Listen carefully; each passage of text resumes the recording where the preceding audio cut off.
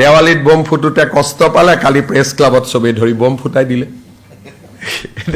আপোনালোকক ডাইৰেক্ট ক'লে আপোনালোকে বেয়া পাই যে দাদা CM মাতি আনি আমাকে বেয়া কৰি কয়, হয় নহয়?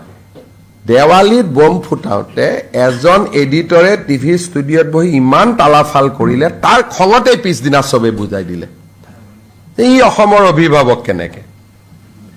কালি সেইখন পেপাৰৰে যেতিয়া মানুহ ইলেকশ্যনত জিকিলে, তেওঁৱে বজাই দিলে বম।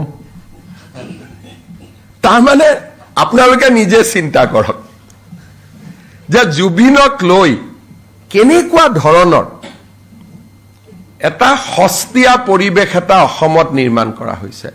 প্ৰথম দিনাখন হুলস্থুল, কিয় বম ফুটালে? ভাল কথা, ফুটাব নালাগে। মইতো কৈছিলো অকল বৰপেটা, মইতো বাকী একো কোৱাও নাছিলো। ফুটালে, কালি গৈ প্ৰেছ ক্লাবৰ ইলেকশ্যনত তেওঁলোকৰ মানুহ জিকিলে বোলে, দিলে বম ফুট। এতিয়া সেইটো কথা ক'লে ক'ব যে মুখ্যমন্ত্ৰীটো সাংবাদিক বিৰোধী, হয় নহয়? এতিয়া মইতো মোৰো দোষ এটা মুখেদি ওলাই যায়, সঁচা কথাবিলাক কি ক'ম মই। আৰু খবৰবিলাকো মোৰ তাতে আহি যায়, বম ফুটোতেই মোলৈকে খবৰ পঠাই দিছে ফটোৰ সৈতে।